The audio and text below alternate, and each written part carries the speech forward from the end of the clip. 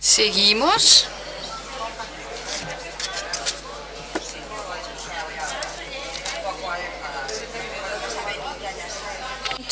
Everyone, we're beginning the next session.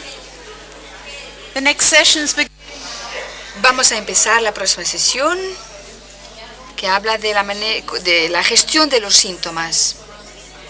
Esta sesión es cómo puedo yo gestionar la esclerosis sistémica. Me llamo María João. Trabajo acá en Portugal, en Coimbra. Soy reumatóloga. Y es un placer participar en vuestro programa para pacientes en el marco de esta enfermedad tan importante para ustedes como pacientes y para nosotros como médicos, porque nos gusta como médicos tener algo que ofrecerles y aún no estamos satisfechos porque esto aún no ocurrió. Pero de todas maneras las cosas están mejorando y yo creo que en el futuro van a surgir muchas cosas nuevas en lo que toca a esta enfermedad de la esclerosis sistémica. Tengo conmigo Nina, que es una paciente que vive en Suiza, y vamos a pasar al primer ponente, Linda, la profesora que trabaja y vive en Holanda y en la Universidad de Canadá, donde dirige el Centro de Pacientes con Esclerodermia. Tiene un proyecto de doctorado que se centra en la calidad de vida en la esclerodermia. Le paso la palabra. Nos va a hablar de cómo podemos lidiar con los retos diarios de la esclerodermia. Muchas gracias por haberme presentado. Me llamo Linda Quackenborg. Mi origen es Holanda, pero ya vivo en Montreal, en Canadá, desde hace muchos años. Y ahí trabajo en la red de intervención para pacientes con esclerodermia. Y es de esto que voy a hablar un poco. Pero también voy a hablar de lo que estamos haciendo que pueden ayudarles a tratar los síntomas de la esclerodermia en vuestra vida de cada día. Esta diapositiva nos habla sobre los retos de vivir con una enfermedad rara. No soy yo que les digo cuáles son los retos, porque ustedes los conocen mucho mejor que yo. Aquí he puesto algunos, no es un listado de todo. Enfermedad, cansancio, problemas gastrointestinales, depresión, tristeza, cambios del aspecto. Puede que no les apetezca salir tanto como solían salir y hemos oído hablar sobre ese tema, etcétera. Puede que sea difícil a diario tratar de estos retos y en las enfermedades crónicas de una manera más general, los cuidados centrados en el paciente. Le piden para hablar un poco más despacio debido a la interpretación. Vale. Entonces, tenemos en las enfermedades crónicas medicamentos que pueden ayudar los síntomas de la enfermedad, como analgésicos y otros medicamentos que pueden ayudar, por ejemplo, a los problemas gastrointestinales. Pero también tenemos lo que llamamos de cuidados no farmacológicos, las intervenciones no farmacológicas, que son intervenciones hechas por psicoterapeutas, psicólogos, etcétera, que nos ayudan a tratar estos retos que tenemos que lidiar cada día. Pero si vemos las recomendaciones de EULAR, las orientaciones más recientes para tratar la esclerodermia, dice que los expertos no pueden hacer cualquier recomendación en favor o en contra de estas intervenciones no farmacológicas. Y esto es debido al hecho de que no exista mucha información en este campo y es difícil involucrar a gente suficiente para poder emitir una opinión sobre la eficacia de estas intervenciones. Esto si no tenemos la investigación. Así, en los cuidados que tenemos, es una laguna que tenemos y nuestra red SPIN intenta incluirlo. La organización tiene más de 60 personas con esclerodermia, organización de pacientes, investigadores, médicos de 8 países diferentes. Y trabajamos duro para tener en cuenta esta laguna. y para poder superarla respecto a las intervenciones no farmacológicas y los programas de apoyo. Ustedes aquí tienen la página web, únicamente en inglés en este momento, pero estamos intentando hacer traducciones hacia otros idiomas para que ustedes puedan tener acceso a más información. Y entonces, ¿qué es lo que intentamos hacer? Intentamos hacer programas en línea donde sea posible que ustedes entren para obtener información sobre la esclerodermia y para saber cuáles son los retos que existen a diario. Y trabajamos también en algunas técnicas que nos pueden ayudar a tratar con la enfermedad en la vida del día a día. Hay varias informaciones. Ustedes pueden buscar información más adecuada para los problemas que ustedes sienten en vuestra vida. Nosotros lo hacemos en línea por una razón. Porque si desarrolláramos esto y lo implementáramos únicamente en un centro en el mundo, tendríamos muchísimos otros pacientes que no tendrían acceso. Si lo ponemos en línea, logramos llegar hasta muchísimas más personas. Llegamos a organizaciones de pacientes, como les he enseñado en la diapositiva anterior. ¿Qué es lo que está incluido en estos kits de herramienta? Hay un módulo de relaxación, ejercicios de relajación para tratar el dolor, el estrés, y hay mucha información sobre relajación, por ejemplo, que puede ayudar a la tensión muscular y ayudar al dolor. Nos concentramos también sobre los pensamientos porque son muy fuertes y tienen influencia sobre la manera como sentimos y cómo reaccionamos a una situación. Por ejemplo, tenemos dificultad a ir a trabajar todos los días. A lo mejor estamos pensando en no trabajar por una dificultad porque estamos enfermos y piensan, no, yo ni siquiera puedo sostener a mi familia, yo no tengo ningún valor. Pero estos son pensamientos que tienen un gran impacto. Y las preguntas que tenemos que hacernos a nosotros mismos para dar una respuesta a todos estos pensamientos son estas. Si mi mejor amigo pensara de esta manera, ¿qué es lo que le diría? Si mi mejor amigo supiera que yo tuve este problema o este pensamiento, ¿qué es lo que él me diría? Pregunto, ¿hay elementos en esta situación que a lo mejor yo no veo? O a lo mejor estoy precipitarme en las conclusiones. Y cuando digo esto, vamos a ver, si yo digo, yo ni siquiera puedo sostener a mi familia, un amigo puede decirme, pero eso no es verdad, mira, hay tantas cosas que haces en favor de tu familia, tú tienes gran valor.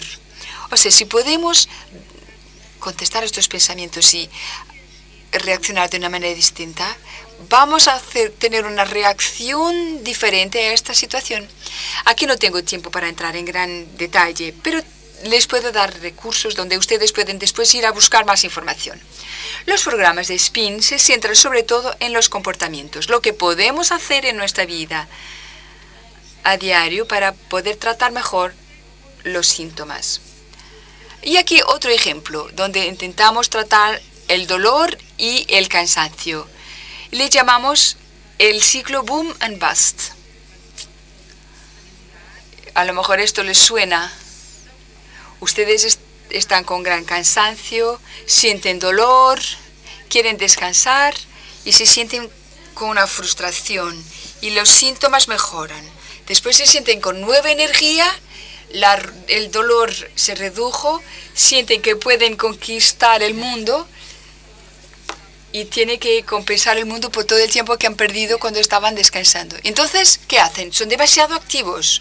¿Y qué pasa enseguida? Es que van a tener más dolor y van a sentir más cansancio como consecuencia del exceso de actividad. Una de las técnicas que ustedes pueden aprender con el kit de herramientas es lo que nosotros llamamos el control de actividad. Esto nos hace equilibrar de manera consciente la actividad y la pausa. Y aquí les dejo esta imagen porque nosotros intentamos no agotar totalmente la batería con esta técnica. Intentamos recargar un poco después de hacer cualquier actividad. Después de hacer lo que sea, intentamos recargar las baterías para no entrar en el ciclo del que les he hablado antes. algunos elementos base y una vez más, después les presento algunos recursos. Antes que nada, tenemos que saber la cantidad de actividad que podemos hacer antes de aumentar el nivel de dolor o de cansancio, hasta que llega a un nivel donde ya no sea posible hacer las actividades que hacemos a diario. Una segunda fase es que es importante planificar un horario donde podemos equilibrar el descanso y relajar con actividades.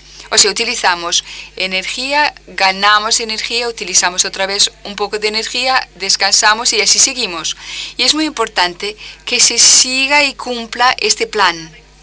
Ustedes saben que pueden, por ejemplo, cuidar de la casa haciendo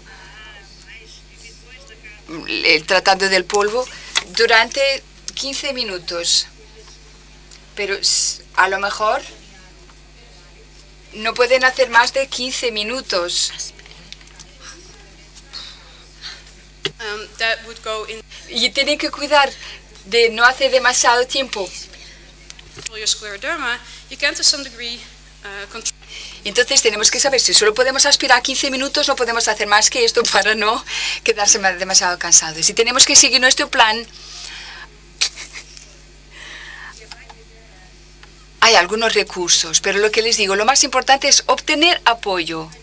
Y yo espero que ustedes puedan obtener muchísimo apoyo por parte de los otros pacientes, por parte de personas que también sufren de la misma enfermedad, pero de amigos, la familia, y todos estos pueden ayudarles con estos retos que ustedes tienen a diario cuando intentan gestionar vuestra vida. Vanessa va a hablar un poco más de los grupos de apoyo, cómo pueden ayudar. Y tenemos también otros recursos que están en Internet y pueden verlos aquí. No están desarrollados específicamente para la esclerodermia, sino para las enfermedades crónicas. Uno de ellos se llama el Manual para tratar de manera positiva con problemas de salud. Y aquí se les presenta varias técnicas que ustedes pueden poner en práctica para tratar los desafíos emocionales, sino también los síntomas de la enfermedad. El Centro de Esclerodermia Johns Hopkins tiene varios recursos en Internet y presenta varios recursos sobre cómo hacer estos horarios, cómo cumplir con estos horarios. Nos da también información sobre cómo tratar esta cuestión del cambio de fisionomía. Y esto es muy importante y ustedes seguro que les va a gustar leerlo. Nosotros estamos trabajando muy duro para presentar estas herramientas. Y si hay cualquier duda, por favor, enviar a SPIN un correo electrónico y nosotros intentaremos contestar todas las cuestiones. Tenemos también la página web, spinsclero.com. Pero pueden venir hasta mí o hasta cualquier otra representante de SPIN después de esta sesión, porque nosotros vamos a quedarnos y estamos también fuera junto de los pósters de la conferencia. Gracias por la atención y si hay preguntas, pues aquí estoy.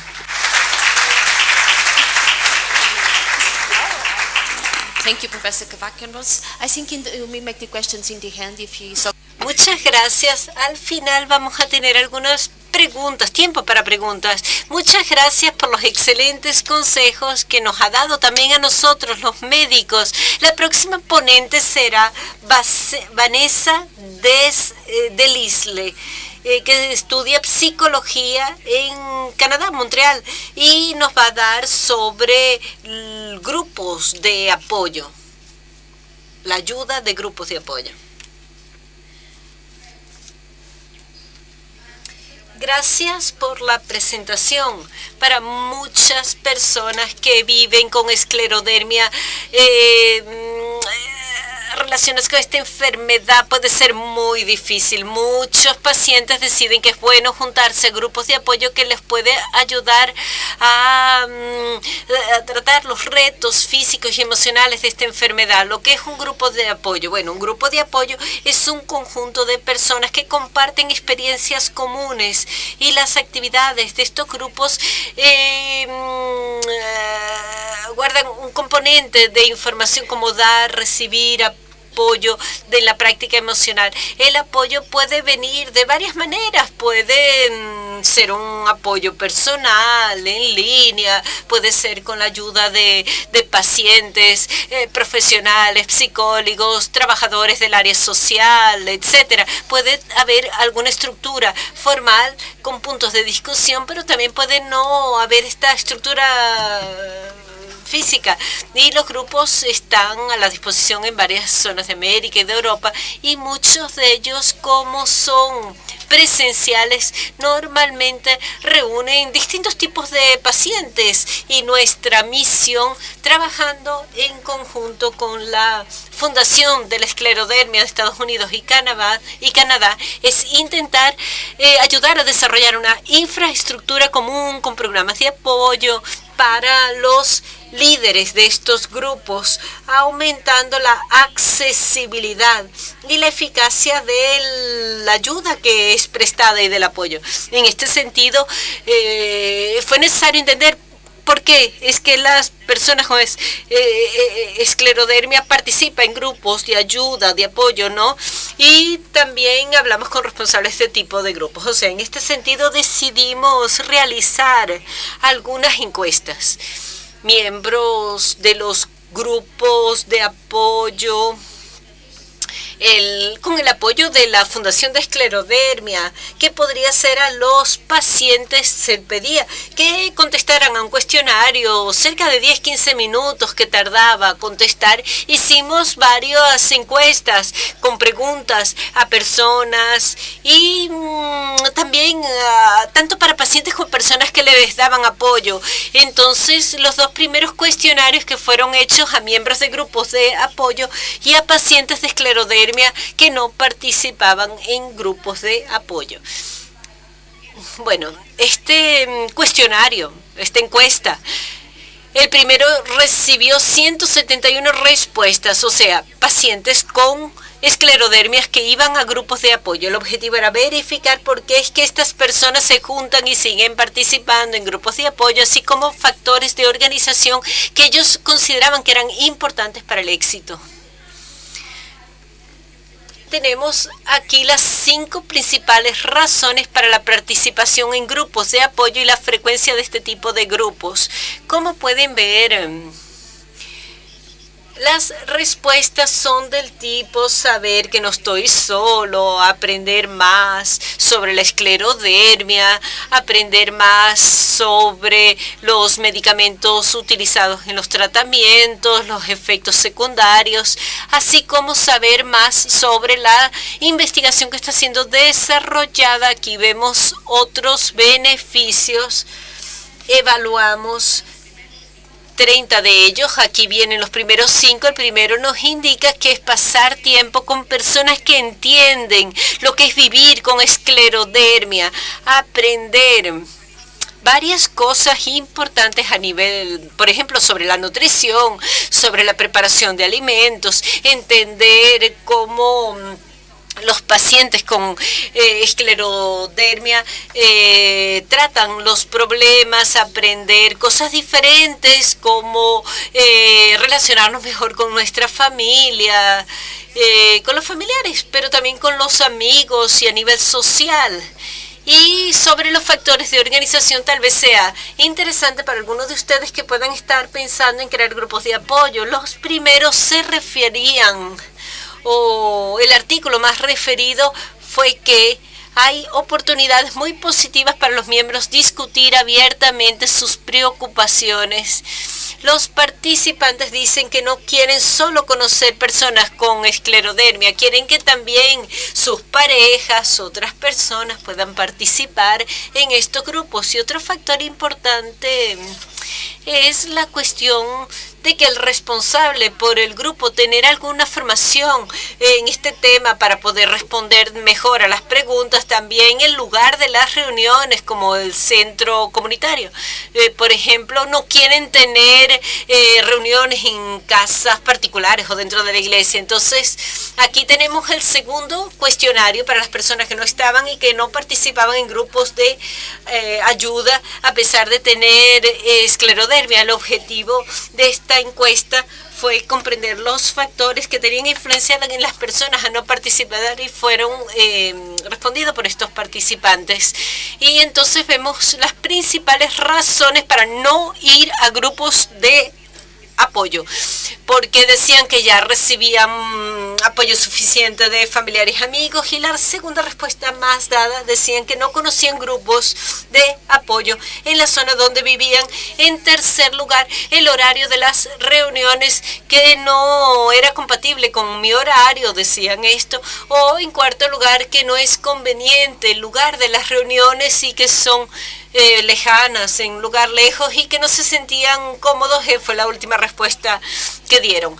Otras respuestas indicaban también que las personas que decían que no querían saber, que no iban a saber más de la esclerodermia de lo que ellos sabían, que los grupos eran demasiado negativos, que no sabían lo suficiente de lo que hacen en los grupos de apoyo, piensan que los grupos de apoyo pasan demasiado tiempo discutiendo otros temas que no la esclerodermia y que piensan que no es importante. Por eso, en resumen, podemos decir que en el primer cuestionario las conclusiones apuntan para el hecho de que las personas que deben participar en grupos de apoyo, porque les da apoyo emocional, práctico, y también ayuda a pertenecer y tener el sentimiento de pertenecer a una comunidad. Por otro lado, el otro cuestionario, los que no van a grupos de apoyo, es porque piensan que ya tienen apoyo suficiente, porque no es fácil tener acceso a estos grupos, y también porque no se sienten bien, tienen algún incómodo, se incomodan a ver otras personas con esclerodermia. Por eso es interesante verificar cuáles son estas razones que las personas dicen que tienen para que no vayan a un grupo de apoyo, porque de una cierta forma contradicen las razones a los que van al grupo de apoyo. Por eso decir que ya reciben apoyo deficiente es un poco lo contrario, lo que nos dicen a las personas que participan en los grupos de apoyo y que dicen que representan un factor significativo al nivel de apoyo emocional y práctico, y que pertenecen a la comunidad que tienen. Por eso, por otro lado, hay varias necesidades que no son satisfechas solo por el apoyo de la familia y de los amigos. Es muy importante el nivel de los síntomas, las personas entender que hay otras personas que sufren el mismo problema y cuáles son los siguientes pasos. Y esta es la razón de yo estar tan contenta de estar aquí. Estamos lanzando estos cuestionarios en Europa. Tuvimos resultados fantásticos en Estados Unidos, Canadá, y por eso queremos saber también experiencias de las personas de Europa, y por eso hicimos traducción al inglés, francés, alemán, holandés, italiano, portugués y español, y él está listo a ser aplicado. Si tienen interés en participar y compartir las experiencias y los distintos puntos de vista sobre los grupos de apoyo, por favor, pueden enviar un correo electrónico. Y esto puede ser utilizado para ayudar a los líderes de los grupos a que mejoren la accesibilidad y la eficacia general de los grupos de apoyo que puedan venir a existir. Por eso agradezco mucho la atención y agradezco también a los coautores de este proyecto, porque ha sido con mucho gusto que he trabajado hasta hoy en este tema. Gracias por su presentación y por los contactos. Yo voy a ponerme en contacto con usted. Ahora tenemos al doctor Jason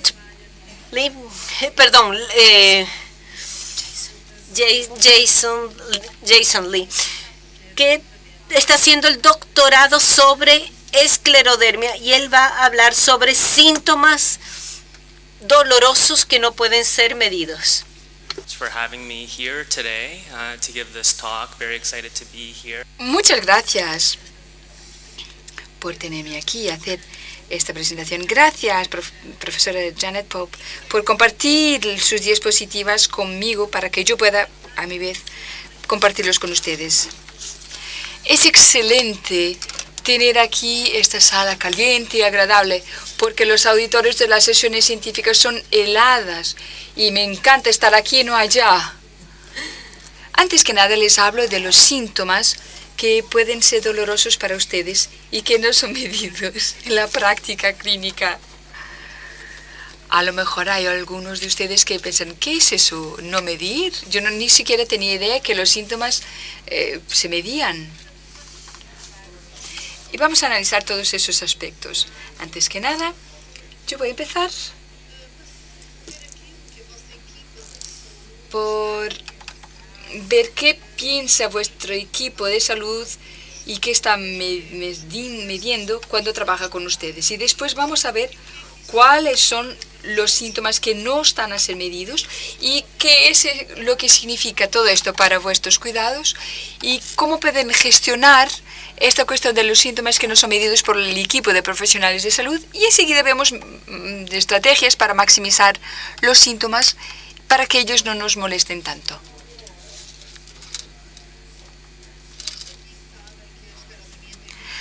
Ustedes saben que la esclerodermia tiene muchos síntomas y no únicamente los que vuestro equipo de profesionales de salud mide con esas pruebas de función pulmonar, análisis de la sangre, etc. Y la razón por la cual la esclerodermia tiene tantos síntomas es porque es una enfermedad multisistémica, o sea, afecta muchos órganos diferentes. El lupus suele ser conocido como la enfermedad con 1000 rostros, pero yo creo que la esclerodermia tiene también una gran variabilidad. Y creo que muchas personas sienten la esclerodermia a su propia manera y es muy distinta de la manera como otra persona con esclerodermia la siente.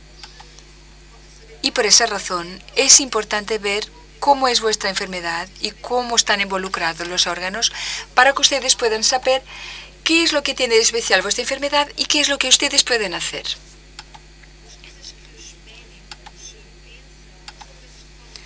Lo que los médicos piensan pueden medirse y las miden porque esto significa que puede hacer algo respecto a lo que está midiendo. Por ejemplo, el espesor de la piel. Ellos pueden cuidar ese aspecto a través de un medicamento específico. El síntoma de Raynaud se puede medir respecto a la frecuencia, la gravedad, y el médico hace la medición de estos síntomas para cambiar los medicamentos para poder disminuir la frecuencia y la gravedad. Aquí les presento un listado con algunos ejemplos de lo que el profesional de salud puede medir de una manera regular. Nosotros sabemos que los médicos, por ejemplo, verifican la úlcera digital, la fibrosis pulmonar, la hipertensión pulmonar. A lo mejor ya se le hicieron pruebas de función pulmonar o electrocardiograma para ver cuál es la presión sanguínea en los pulmones. Algunos de ustedes a lo mejor tuvieron ya crisis renales y a lo mejor tienen la costumbre de medir la tensión cuando están en casa. Pero seguramente que vuestros médicos hacen la medición de la tensión para garantizar que los riñones siguen saludables. Los médicos verifican también si hay inflamación en las articulaciones y si hay dolores debido a la inflamación, los médicos hacen algo para poder minorarla a través de medicación. Y el objetivo de todas estas mediciones es hacer algo para luchar contra todos estos factores con medicamentos, con fisioterapia, con terapia ocupacional, por ejemplo. Y como es evidente, este listado de que les he hablado no es un listado exhaustivo de todos los síntomas, porque hemos dicho que la esclerodermia tiene muchos síntomas y yo y ustedes sabemos que hay muchos síntomas que no se enmarcan en este listado. La autoeducación es muy importante. Es importante saber qué significan los síntomas para desarrollar estrategias y que no les dé demasiada ansiedad respecto a lo que va a pasar. Y para que ustedes puedan saber qué van a hacer respecto a estos síntomas para que estos síntomas no tengan un efecto en vuestra vida diaria. Algunas de las cosas que ustedes pueden sentir y no se suele hablar en la clínica incluye estos 5 síntomas: cansancio y energía. Es una parte muy importante de la esclerodermia, pero no se habla específicamente cuando se va a una cita. Hablamos también de dolores en las manos y en los dedos, y esto tampoco es algo que se pueda medir como una prueba específica. Y vamos a ver algunas de las estrategias para ver por qué es que nos duelen los dedos, el prurido, la cosquilla, que es una enfermedad de la piel. Entonces, claro, el prurido es un factor importante y vamos a intentar ver qué es lo que origina. Vamos a hablar también de la artritis, el dolor en las articulaciones. Puede que ni siquiera sea la inflamación que origina.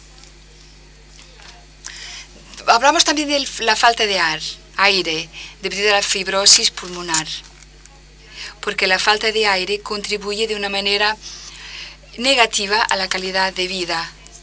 Yo creo que es importante, en la última ponencia hemos oído hablar que una de las principales motivaciones para pertenecer a un grupo de apoyo es tener la posibilidad de discutir con otras personas que también tienen la enfermedad. Porque nosotros queremos saber, por ejemplo, en parte, si los síntomas que nosotros sentimos son parte de la enfermedad, si es algo que se espera o si es algo anormal, y tendríamos que preocuparnos con esos aspectos. Una de las estrategias útiles para minorar esta ansiedad es tener un listado de verificación de los síntomas y que pueden representar, para saber qué es lo que puede ser grave y lo que puede tratarse en casa. Las cuestiones que están relacionadas con la energía son muy comunes y hay muchas razones por las cuales nosotros podemos tener poca energía. Puede que esté relacionado con la esclerodermia o no.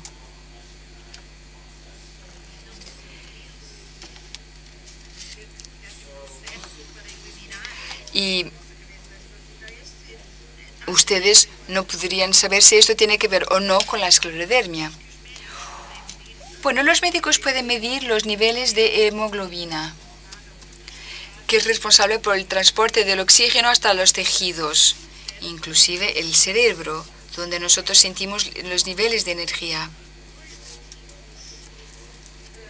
Dos razones para un bajo nivel de hemoglobina son las hemorragias en el estómago, que suelen tener los pacientes con esclerodermia, que suelen tener niveles altos de ácido debido al reflujo, pero también puede que sea una inflamación crónica, porque una inflamación en el estómago cambia la manera como el hierro es absorbido en el sistema. Pero hay otras inflamaciones crónicas como la artritis reumatoide. Tiene un problema idéntico, pese a que no es un problema del estómago. Un bajo nivel de hemoglobina es algo que el médico puede medir en la clínica. Así, cuando ustedes van a hablar con vuestro médico con quejas sobre el nivel de energía, esa es una de las cosas que ustedes pueden discutir con el médico y pueden preguntarle, ¿le parece que yo tengo poca energía debido al hecho de que mi hemoglobina esté baja? Y el médico puede verificar y decir, sí, su hemoglobina está baja, y podemos tratar de esa cuestión con gran facilidad. Si tienen fibrosis pulmonar o hipertensión pulmonar, pueden tener bajos niveles de oxígeno, y si los órganos están afectados,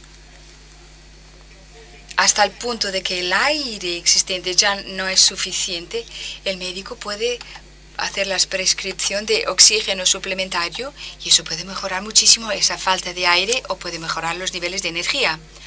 Algunos de los aspectos que los médicos no pueden medir en la clínica son, por ejemplo, el nivel de dolor que el paciente siente, a menos que van a hablar con vuestro médico y le digan, mi dolor es tan fuerte que consume mi vida en cada día y me siento muy cansado porque no hay un buen control del dolor. En ese caso, incluso si el médico no puede medir el nivel de dolor, puede tratar de ese problema. Y algo importante que saber respecto al dolor es que hay dolores diferentes, varios tipos de dolor. Por ejemplo, el dolor nervioso, que es como un choque o como quedarse dormido en una zona. Hay el dolor que no surge debido a un daño nervioso, sino debido a la falta de oxígeno o una inflamación de los músculos y tendones. Así, cuando ustedes hablan con los profesionales de salud y se quejan de dolor, es muy útil explicar cuál es el tipo de dolor, porque eso sí que puede ayudar. Una mala calidad de sueño, cuestiones de salud mental. Estos no son síntomas fáciles de medir. El cansancio puede ser originado, por ejemplo, por falta de sueño. Y, por ejemplo, pueden tener un diario de sueño, hacer un registro, cuál es el modelo de sueño, y esto puede ayudar. Y así los terapeutas ocupacionales pueden ayudarles porque ellos tienen una formación específica para ello. Porque si ustedes tienen un problema de sueño, una perturbación del sueño debido a la esclerodermia, pueden hablar con un experto que les pueda ayudar. Y de esa manera ustedes pueden mejorar vuestros niveles de cansancio. La esclerodermia afecta muchísimos órganos, incluso la piel y las articulaciones. Y a veces los movimientos no son tan fáciles a nivel mecánico. A veces, por ejemplo, si la mano izquierda está afectada porque la piel está muy dura y eso no ocurre en la mano derecha, claro que vamos a utilizar más la mano derecha, ¿no? Y vamos a sentirnos más cansados en la mano derecha. Y es eso que tenemos que estar conscientes. ¿Por qué es que estoy con un cansancio tan grande? ¿Por qué tengo tan poca energía hoy? Y tener pues un listado con estos elementos les puede después ayudar a saber el por qué. Hemos hablado también de niveles reducidos de hemoglobina. Rápidamente les hablo de qué puede buscar el médico cuando ustedes van a la cita. Porque muy raro es una situación que amenaza la vida. Pero incluso una pequeña hemorragia en el estómago puede que no se vea y puede originar muchos problemas. Las pruebas hechas por el médico son, por ejemplo, una endoscopia, que es una cámara que se introduce en el estómago, que va a buscar úlceras o pequeñas heridas en el estómago. La foto de arriba nos enseña el esófago y algunas de las heridas que se pueden ver cuando tomamos, por ejemplo, una comida, un alimento muy grande. Se estira tanto el esófago que ocurren estas heridas. A veces pueden sentir un dolor en el pecho, a veces ni siquiera sentirlo, pero esto puede originar una pequeña hemorragia. En la foto de abajo vemos el estómago de sandía, que es muy característico de la esclerodermia. Son vasos sanguíneos que están dilatados y esto no es normal. Y estos vasos sanguíneos son más sensibles a los ácidos y a pequeños rasgos y pueden sangrar. Estos vasos sanguíneos, cuando son más grandes, van a perder lentamente sangre que no se ve en las heces, pero que tiene implicación a nivel del cansancio. Todo esto se puede tratar. Hay antiácidos que reducen los ácidos en el estómago para que no se quede con tan grande irritación en el estómago y en el esófago. O sea, se puede solucionar estos problemas de bajo nivel de hemoglobina. Ahora hablamos de los dolores en los dedos. Podemos tener dolores en los dedos por muchísimas razones. Las tres principales razones para el dolor en la mano es el fenómeno de Raynaud. Si el fenómeno es grave, puede originar úlceras en las puntas de los dedos. Claro que esta enfermedad empieza con el fenómeno de Raynaud y la piel después se queda tan dura y tan estirada que va a originar contracturas. Todos conocen la imagen que está ahí a la derecha, donde la punta de los dedos no tiene ya color, es el fenómeno de Raynaud, y eso ocurre debido a lo que vemos nosotros en la parte izquierda abajo. Ahí, a la izquierda, tenemos un vaso sanguíneo normal, donde la sangre pasa normalmente, pero a la derecha vemos que el vaso sanguíneo está muy estrecho y no tiene espacio suficiente para que pase la sangre y transporte el oxígeno.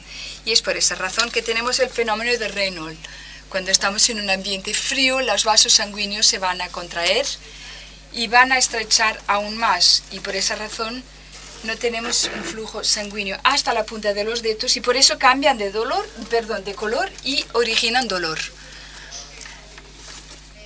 El tratamiento del Raynaud se hace con medicación, pero hay mucho que podemos hacer para reducir la frecuencia y la gravedad sin medicación. Hemos oído ya hablar de que tenemos que evitar un ambiente frío y por eso me encanta que esta sala esté tan calientica. Pero a veces los guantes no solucionan el problema. Si estamos en el exterior y vuestra temperatura central está baja, está fría, ponerse los guantes no hace nada, porque en el interior tiene una temperatura baja. Por esta razón el cuerpo va a intentar contraer los vasos sanguíneos.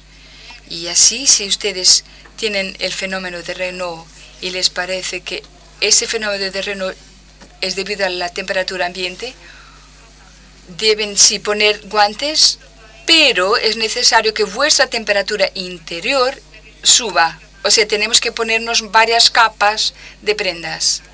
Dejar de fumar, si son fumadores, y hay muchísimas ventajas en hacerlo.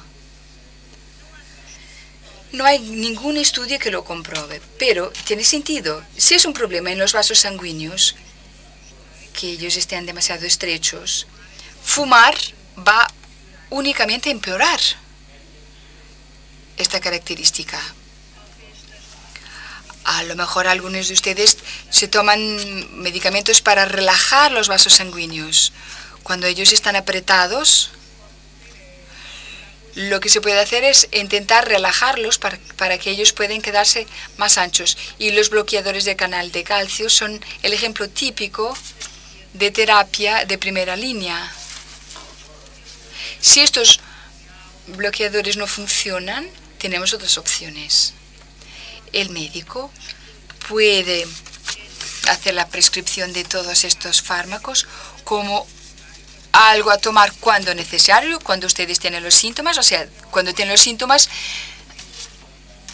de este fenómeno de Raynaud, pueden tomarse este fármaco. Pero a veces los vasos sanguíneos necesitan que ustedes tomen a menudo estos bloqueadores. O sea, hay que discutir con el médico para saber cuál es el mejor método. Seguir tomando siempre a continuación este medicamento para evitar las situaciones, o se tiene que tomar cuando es necesario. O sea, el tratamiento hay que hacerlo personal según vuestra situación. Hay otras opciones respecto a cuando el fenómeno de Raynaud, las úlceras son graves. Tenemos, por ejemplo, una crema que se puede poner en la punta de los dedos, nitratos tópicos o a vía oral. Una vez más, esto es algo que hay que repetir. Tenemos algunos medicamentos que tienen efectos secundarios. Tenemos algunos bloqueadores que pueden hacer unas tonturas, y entonces hay que evitar tenemos que tener en cuenta los efectos secundarios y compararlo con las ventajas. Cada uno tiene una respuesta diferente al tratamiento, entonces no tendremos los mismos beneficios con el mismo medicamento. Entonces el objetivo es hacerlo personal, el tratamiento que sea personalizado.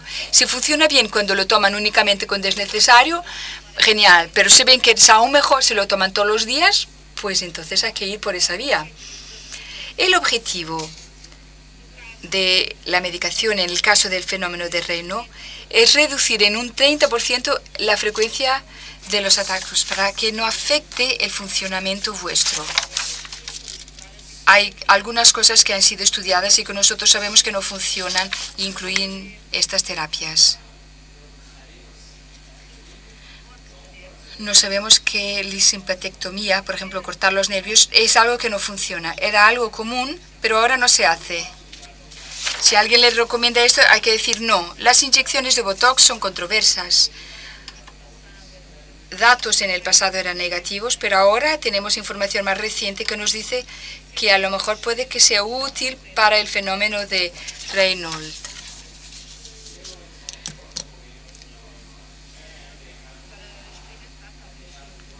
Si les sugieran probarlo, a lo mejor sí que pueden hacerlo. Los esteroides no funcionan y tienen efectos de lo peor, efectos secundarios muy malos. O sea, para el tratamiento de fenómeno de Raynaud, ustedes no deben tomarse esteroides. Medicamentos anticoagulantes parece que tiene sentido, ¿verdad? Pero infelizmente los anticoagulantes no ayudan con este fenómeno de Raynaud. Y lo mismo pasa con los medicamentos antiplactarios, como la aspirina.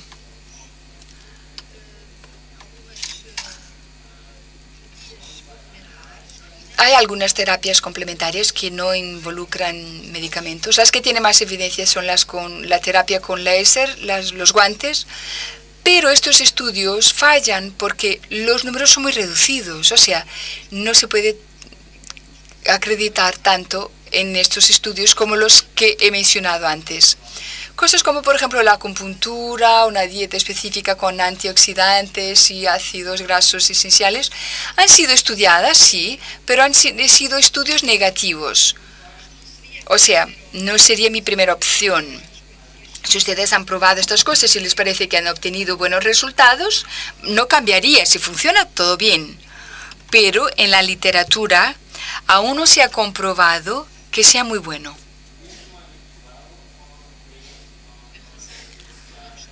La razón por la cual hablamos tanto del efecto de Raynaud es porque las complicaciones pueden ser muy graves, pues que es un problema de circulación.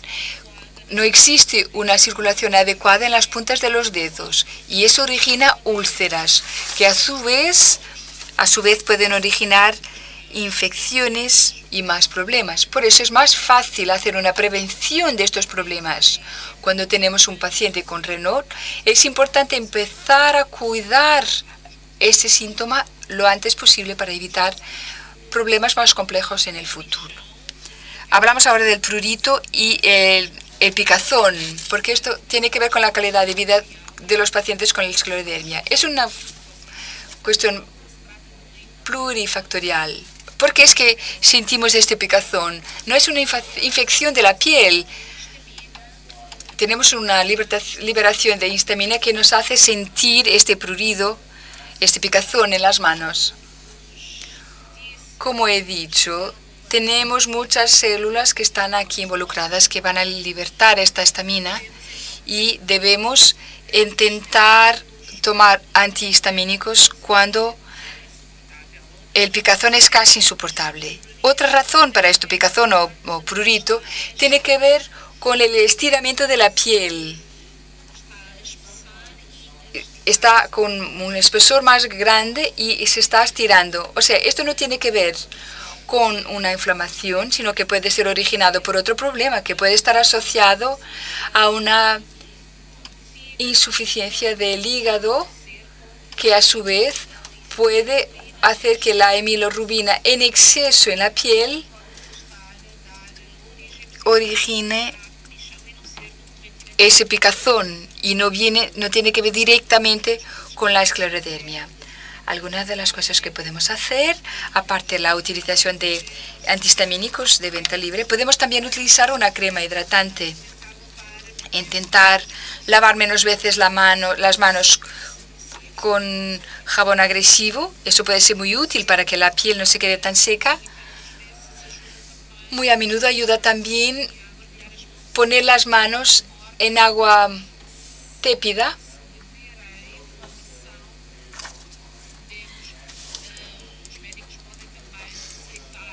Y si es una inflamación, el médico puede dar un medicamento con base en esteroides, pero que siempre tiene efectos secundarios. Tenemos también, por otra parte, la cuestión de la artritis.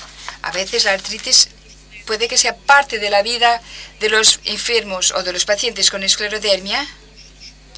Y entonces vamos a hablar de algunos aspectos y algunos puntos de la artritis.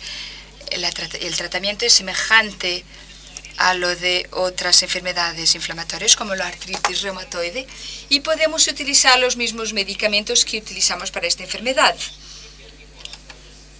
Las terapéuticas de primera línea incluyen Metronidazol, que puede tomarse a nivel oral o subcutáneo a través de inyecciones. Son ya muy eficaces y el paciente solo tiene que elegir cuál es el que funciona mejor para sí mismo. A través de las inyecciones podemos utilizar esteroides y hay que evaluar cuál es la reacción del paciente. También podemos utilizar los mismos medicamentos, como he dicho hace poco, los mismos que utilizamos para la artritis reumatoide, pero son únicamente medicamentos de resultado rápido y no a lo largo. De todas maneras, los médicos pueden aconsejar mejor cada uno de los pacientes sobre lo que funcionará mejor para cada uno de ellos. Y existen otros problemas a nivel funcional y a nivel de las articulaciones. Y a nivel de la esclerodermia, las manifestaciones son semejantes a lo que ocurre con artritis reumatoides o en otro tipo de estas enfermedades. Pero en los pacientes con esclerodermia puede aún ser más agravado debido a otras condiciones de la enfermedad, como el espesor de la piel, por ejemplo. En términos de la artritis, funciona muy bien hacer fisioterapia, sobre todo la fisioterapia con las manos, el movimiento de estirar y encoger las manos, mejora la flexibilidad de los dedos y mejora también la funcionalidad de la mano, la función de la mano y de las articulaciones. Es algo que los pacientes deberían hacer a diario. Y sé que he hablado ya más que el tiempo que tenía, pero aún quiero hablar de las dificultades respiratorias. The checklist is a little bit shorter, but La lista, el listado que ven aquí es corto, pero es importante. Son los síntomas importantes. Las dificultades de respiración pueden deberse naturalmente a problemas a nivel pulmonar y de las arterias pulmonares, porque nuestra caja del tórax de los pacientes no consigue expandirse tanto debido al espesor de la pared de los pulmones y de la propia piel de las diferentes zonas del cuerpo, pero también puede deberse a muchos otros casos y muchas otras condiciones. Si una persona, por ejemplo, no tiene el cuidado de mantenerse activo, acaba por estar en un estado más estropeado y acaba por sufrir otros síntomas. Sobre los cuidados de salud del día a día, bueno, ¿qué debemos hacer?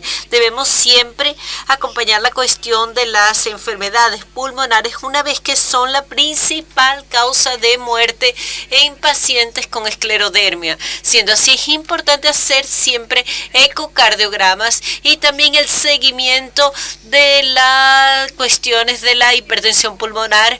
Y tengo aquí algunos trucos de lo que pueden hacer solos, además de los cuidados que son dados por el equipo médico. Una de las mejores cosas que pueden hacer es hacer ejercicio físico sobre enfermedades pulmonares que tienen algunos síntomas semejantes a los problemas pulmonares de la esclerodermia. Se aconseja que se haga ejercicio a nivel de la esclerodermia. Esto también va a ocurrir porque al nivel emocional va a tener efectos y también relativamente a la parte física, porque mejora la calidad de vida y reduce las necesidades de ingresar y estar en un hospital también. Por eso un estudio que incluía pacientes que hacían ejercicio con regularidad, y si consiguen de hecho hacer eso a largo plazo, esto va a marcar la diferencia en la calidad de vida. Yo pido perdón, pero tengo que acabar. Los problemas de los riñones ya no son tan significativos ahora como eran anteriormente, y es importante medir regularmente la tensión arterial para ver si realmente hay una tensión alta. Y yo pienso que es importante que el mensaje que quiero dejar aquí es que tenemos que comprender bien nuestros síntomas. Cada paciente debe conocerse a sí mismo y saber lo que puede tratar en casa y lo que de hecho es necesario tener intervención técnica y lo que tiene más impacto en el vida y de qué forma puede mejorar su calidad de vida. So these sections are now open for questions. Tenemos ahora tiempo para preguntas y respuestas. Anyone? Yeah, over here.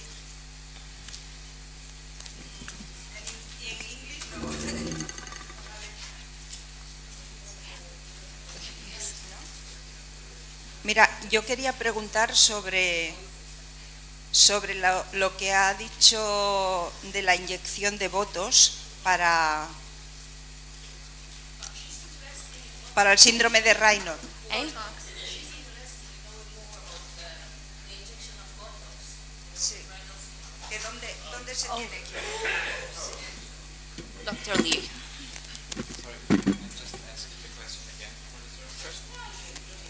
Yeah, the question is about the Botox. La pregunta se refiere a las inyecciones de Botox para el síndrome de Reynolds.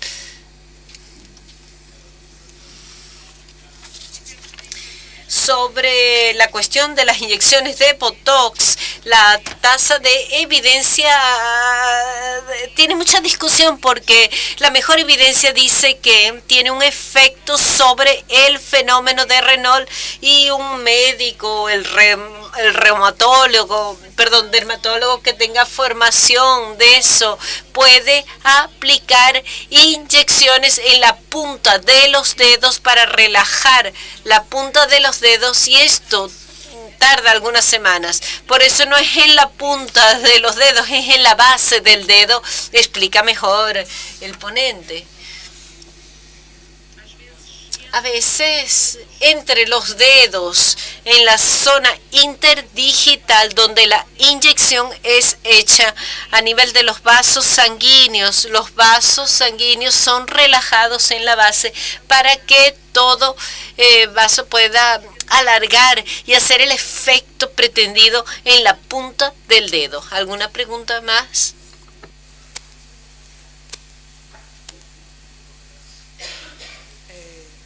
Say English.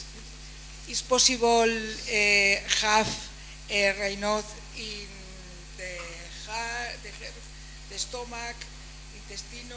Que haya Raynaud en los órganos órganos. internos. It's possible to have Raynaud phenomenon in internal organs, not only in the.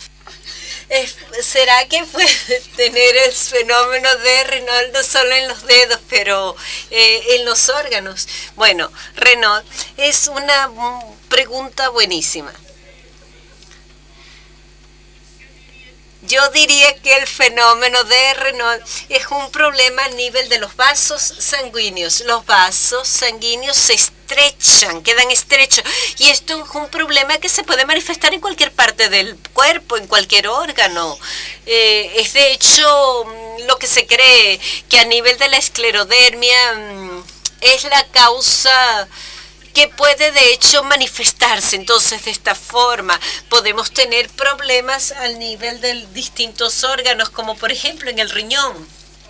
Y pueden ser también afectados muchos otros órganos. No sabemos si hay una causa directa que da lugar a la hipertensión pulmonar, pero sabemos claramente que la hipertensión pulmonar es un problema de los vasos sanguíneos y los medicamentos que se consumen para este problema dilatan los vasos. Y en Estados Unidos, en Michigan, han sido publicados algunos artículos sobre las enfermedades pulmonares porque en los pacientes con esclerodermia esto trae un riesgo añadido también de problemas del corazón y la implicación de los órganos.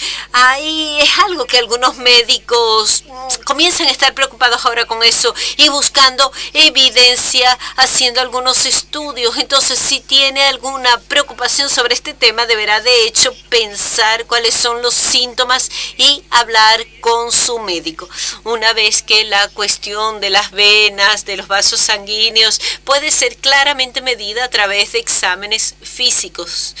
¿Alguna pregunta más?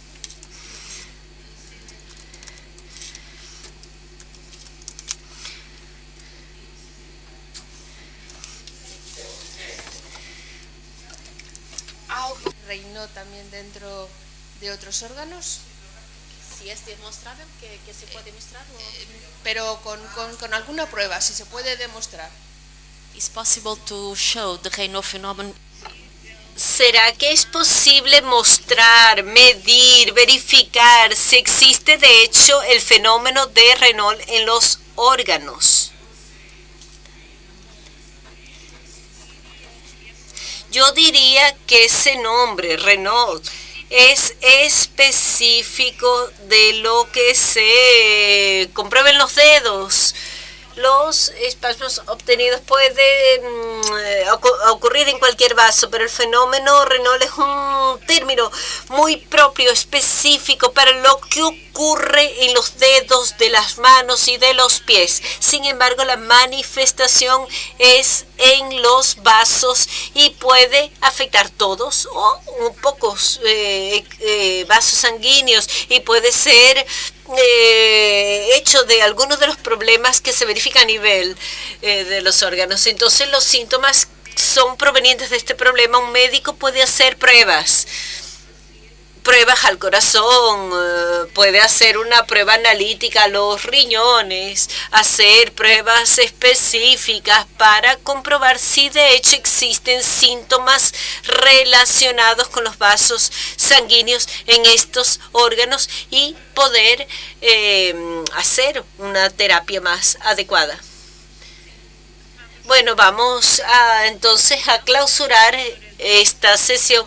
Agradecemos a los ponentes, a todos los pacientes y felicito a FESCA por el trabajo fantástico en la organización de este congreso.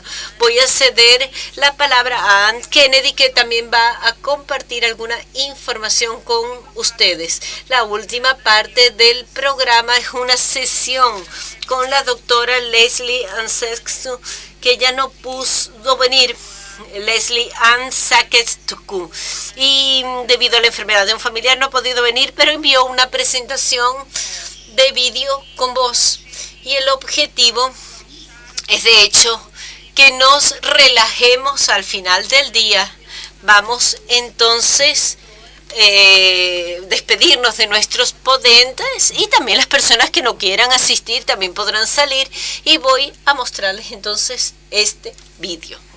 It's called Mind and Body Strength, and Se llama fuerza mental y física, con algunos ejercicios de meditación para que puedan salir de aquí con algunos enseñamientos más sólidos y también para que se relajen. Son cerca de 10 minutos el vídeo y los intérpretes no van a poder traducir el vídeo ya que no se lo dimos con antelación, y también si no conseguimos entender lo que aparece en el vídeo.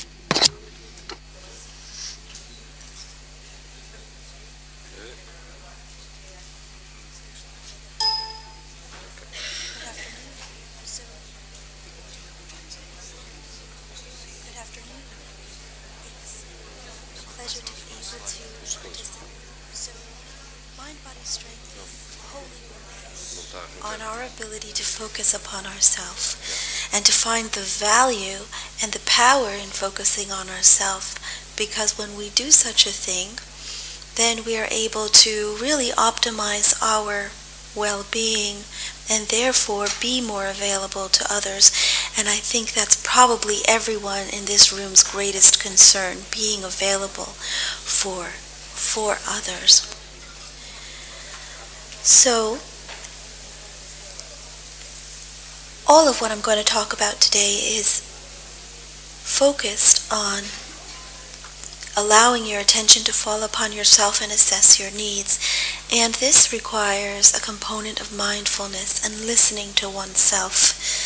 And through this mindfulness, we develop a stronger and deeper acquaintanceship with our ability to focus and our ability to be in touch and be our best selves, and that includes making good decisions. So I'd just like everyone to take a quick moment just to feel this for a few seconds and allow your body to relax. Uncross your legs, uncross your arms. And allow your eyes to soften and allow your hands just to rest gently on your belly.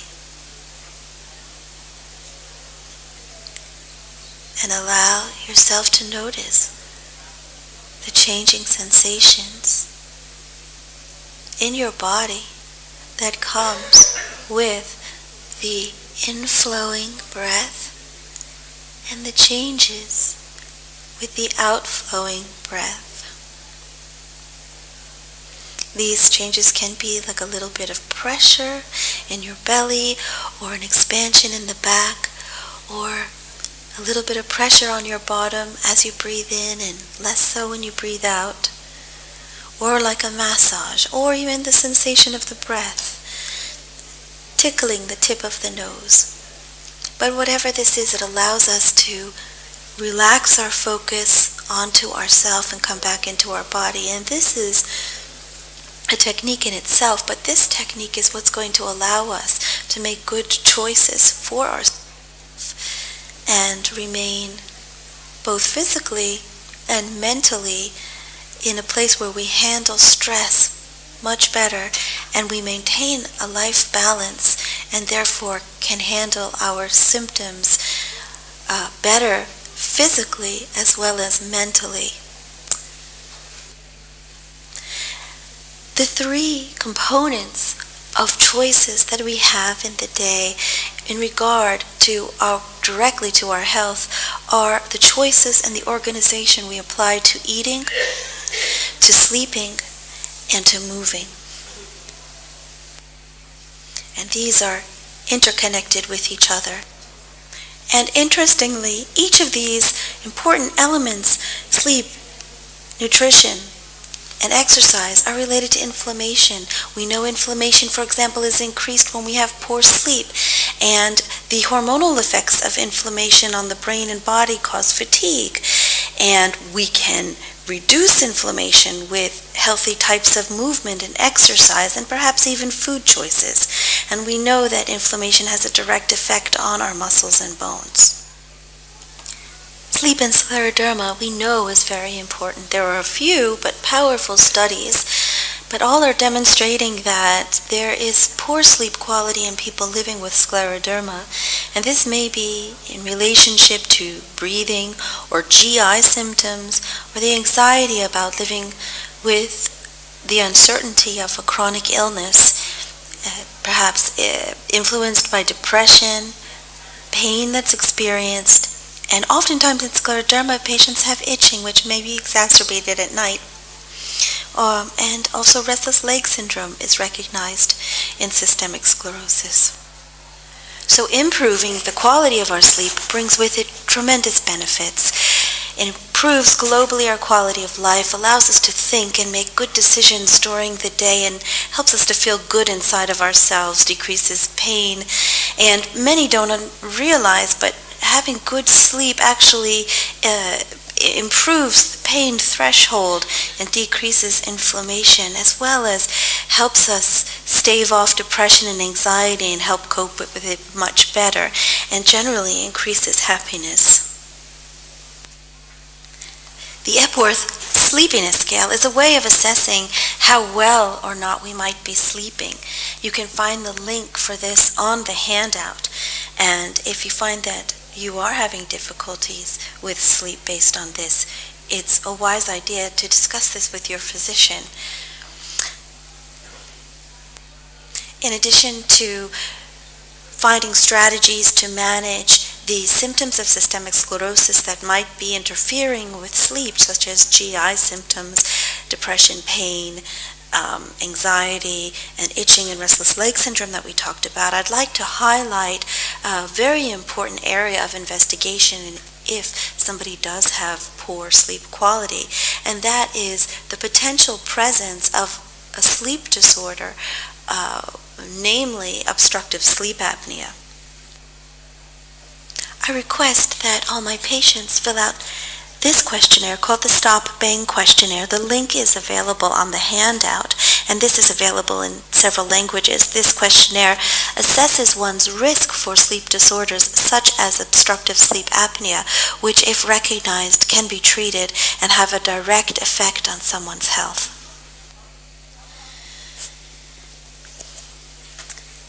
An important component of how well we sleep is how we're managing and organizing our sleep, and this is known as sleep hygiene.